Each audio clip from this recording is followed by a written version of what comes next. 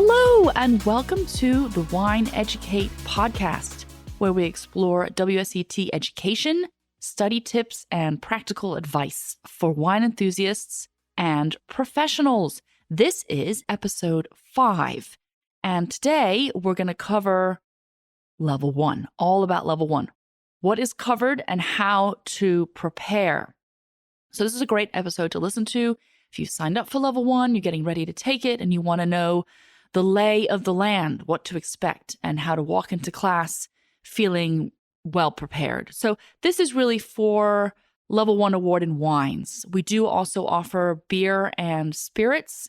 They're slightly different setup for those two. This is the class that I have taught many, many times. I really love to teach it, and I'm going to give you the laydown of it today, the lowdown. So again, why you should not skip this class. Now, I get it. If you need to fast track, you're already a professional, you're already tasting many wines a day, and you want to jump right into level 2, and you got your eyes on level 3, go for it. Absolutely. If you can start with level 1, start there, and I will tell you why. First, it's good to start at the beginning. I know this sounds a bit strange, but I have had level 3 students finish level 3, do really great, and then sort of wistfully say to me, I think I'm going to take level 1. I was like, because they never took it to begin with. Maybe they started with 2 and took 3. They want to go back. They want to see what it's like. These are fun classes. I would not rush the process. If you can take your time, start at the beginning with level 1. There are so many lessons to learn. So you may look at the textbook and say, well, Joanne, I know what Chardonnay is, and I know the difference, I know how the wine is made from grapes and things like that. It may seem at first glance to be overly simple, but it's not the way that I teach the class. In this class, I get a lot more opportunity to tell some really practical stories based around some of the themes that we cover. I really love doing that. I like putting these concepts in context for you so you can go out and apply them in your everyday right away. Makes it more practical. The tasting exercises we do, I'm going to go into those in greater detail when I talk about each session, but we do taste 11 wines in this course, which is, it's not required. Some people teach this course, they don't taste any wines, but I feel it's a really great opportunity to get some basic concepts in. So we do 11 wines. You will probably have a better success rate overall by starting with level 1. This is not guaranteed, but I have found that my students that start at the beginning, do 1, 2, they perform better in level 3. They have a general better understanding of what is required of them knowledge-wise for WSET. They start with the standard approach to tasting, get some of those concepts down, and overall just understand the curriculum so much better starting at the beginning. And it's a fun class. Just don't rush it. If you can, join us in level 1. How to prepare? Well, when you sign up, you can get your textbook. So I send an email out 2 weeks before class saying your textbook's ready, come and pick it up. But in reality, we always have level 1 textbooks hanging about the shop. So you can pop in and get your hands on it right away to start familiarizing yourself with the material. In reality, I'm going to cover everything you need to know in class. So you could show up to class having not cracked that textbook and do just fine. That is absolutely the case. But if you can, get your hands on it ahead of time just to flip through it and start getting the material down. I will also be emailing you the specification. Now, you can get your hands on the specification from our website. Every APP that offers these courses are required to have the specification on their website, so you should be able to find it and just have a read over it. It's not super crucial for level 1, but by the time you get to level 3, it's very important. So start using it and looking through it. And it will give you some examples you can look at. It also gives you the breakdown of points as to which of the learning outcomes feature heavily on the exam. And that's pretty important. So you make sure you focus on, I believe it's the grapes and the wine styles are the lion's share of the points that will be featured on the exam. So the specification clues you into that, which is very useful information. And have a look at the SAT. That's the standard approach for tasting. And start practicing, drinking wine at home or in restaurants. And start thinking about all the components: acidity, tannin, sweetness, body, alcohol, those components. And start thinking about the aromas and flavors that you find in your wine. We offer a study resource. We have our flashcards that we've created. They are free for you to start using. I put a link to those in the show notes, but we made 250 level 1 flashcards. And believe me, Jen, she does our flashcards, and she was towards the end, she's like, Joanne, I don't know if I can make it to 250, but she did. So pretty much all the topics will be covered are in those flashcards. So go ahead and grab those and start familiarizing yourself and get those down. All right, so that's how to prepare with the materials, but also you need to sort of physically prepare yourself for the day. If you're taking this all-day level 1 class, it's a long day. I'm not worried about the alcohol. Some people are like, I can't drink all day. Well, it's 11 wines, but it's spread out, and I'm not pouring you full glasses, just a little bit.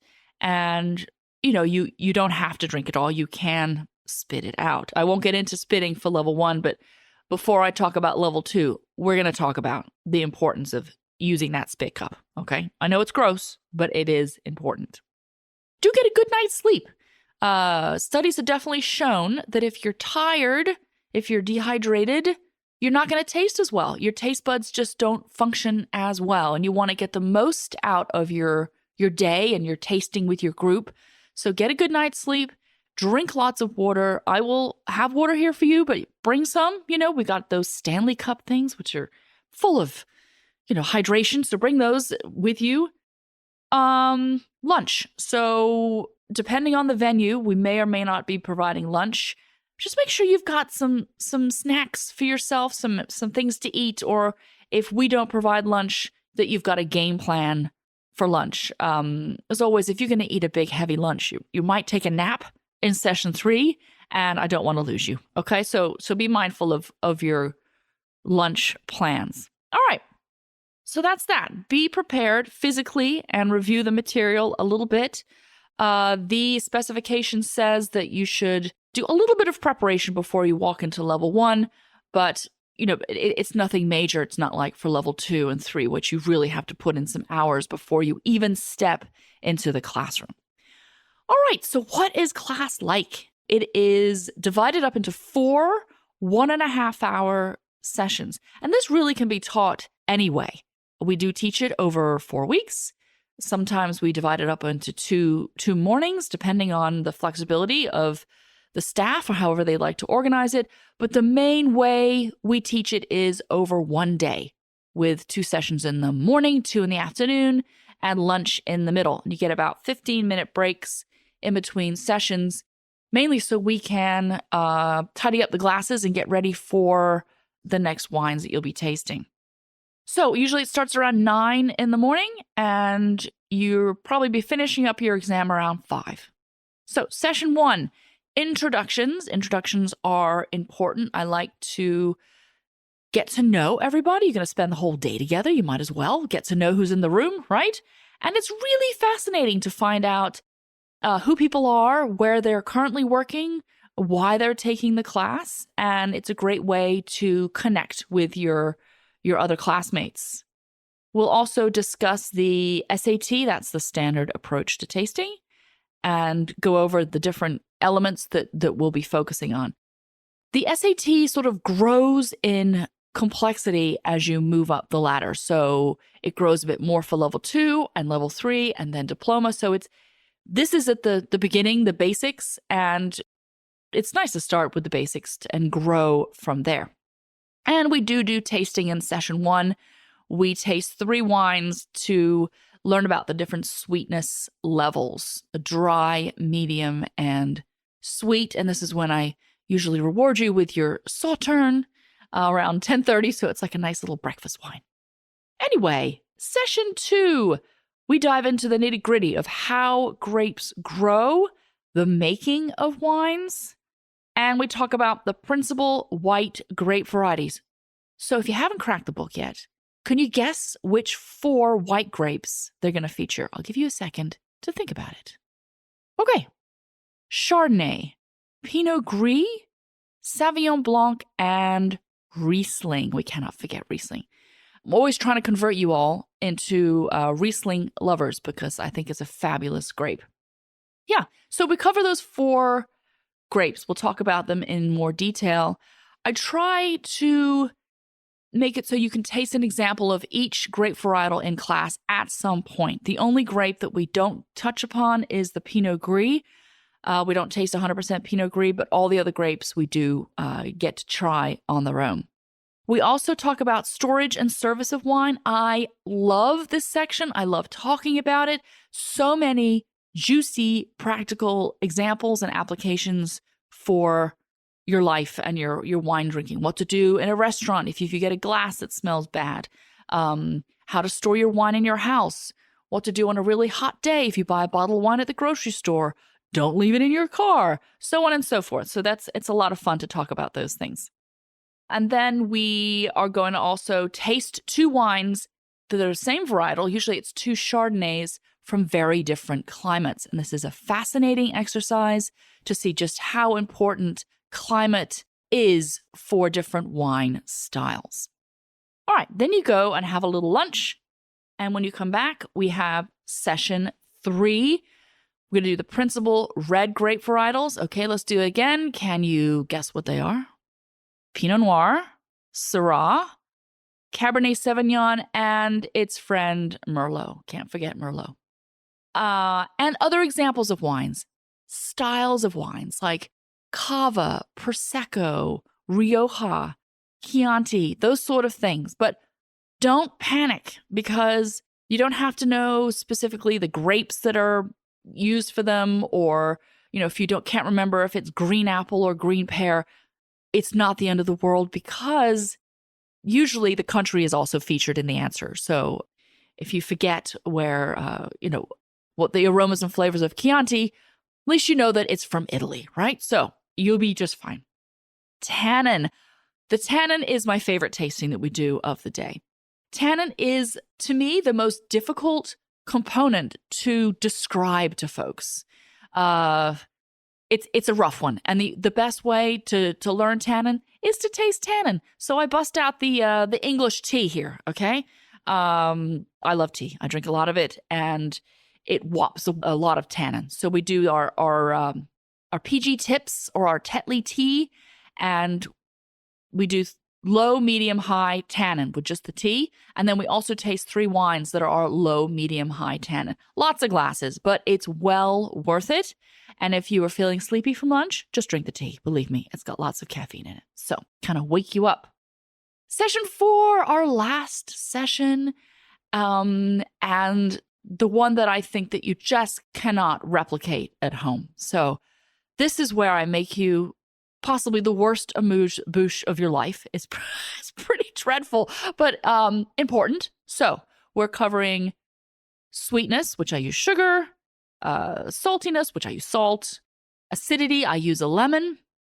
Be careful with the lemon you use. I used a Meyer lemon once and it threw the whole thing off.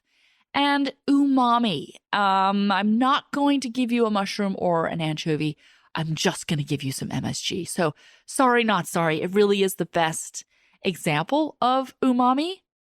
And then we're going to taste 3 wines on their own. And then we're going to taste these wines with the different components. And the light bulbs are going off. Is why I really love teaching this class.